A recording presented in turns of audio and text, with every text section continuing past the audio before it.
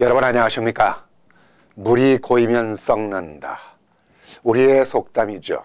물이 오랫동안 고여 있으면 오염 물질이 생기게 되고 산소도 고갈됩니다. 그렇게 되면 정화작용이 제대로 이루어지지 않기 때문에 썩게 된다는 과학적 근거입니다. 이를 적조현상이라고 합니다. 적조현상은 물속에 있는 고기들이 떼죽음을 당하기도 하고 미생물까지 사라지면서 땅속까지 썩습니다. 과학적 근거를 떠나 이러한 상식은 일반적으로 누구나 알고 있는 얘기입니다. 그렇다면 물은 흘러야 깨끗해진다는 것인데 물이 흐르게 되면 자정 능력이 활발해지다 보니까 자연히 산소 공급이 많아집니다. 이 때문에 물고기도 살고 미생물도 살면서 깨끗한 물이 되는 것이죠.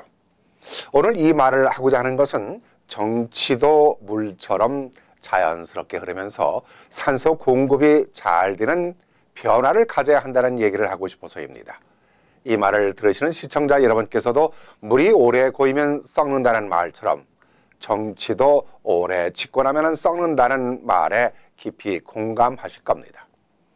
어찌 보면 딱 맞아떨어지는 과학적인 속담입니다. 이러한 현실이 멀리서 찾지 않더라도 우리가 살고 있는 팰리세이드 파괴의 경우가 그 대표적인 예입니다. 오랜 장기 집권으로 부정부패, 그러니까 적조현상이 정치적인 적조현상이 끊임없이 벌어지고 있습니다.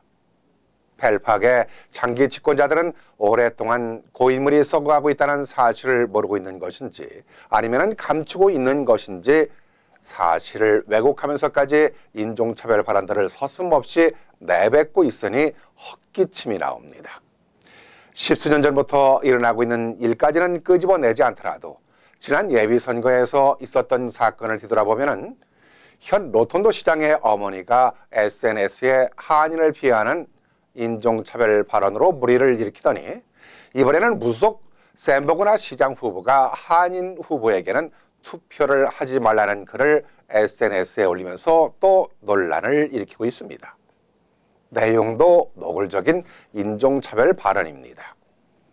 십수년 동안 장기 집권으로 할 만큼 했으면 그리고 잘못된 것이 있으면 반성을 해야 하는데도 불구하고 오히려 적반하장격이니 이런 이들의 행동을 보고 있느라면 펠팍 정권의 고인 물이 썩어도 얼마나 많이 썩어 있는지를 짐작해 할 수 있습니다.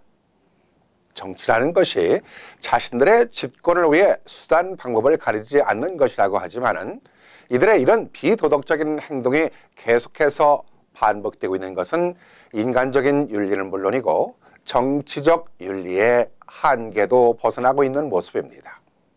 유감스럽게도 그 몫이 고스란히 한인 동포들에게 돌아가고 있으니 더 이상 우리가 피해를 당하지 않고 권리를 찾기 위해서는 무엇을 해야 하는지 고민하지 않을 수 없습니다. 그동안 우리가 힘이 없고 뾰족한 방안이 없어서 그리고 이민자로 살아야 하는 입장이니 어쩔 수 없는 일들이라고 이리저리 피해왔지만 이젠 우리에게도 힘이 생겼습니다. 썩은 물을 퍼내고 흐르는 물로 만들어야 합니다. 투표 참여입니다. 이는 펠팍의 한인 유권자들만이 아니라 한인들이라면 모두가 해야 할 일입니다.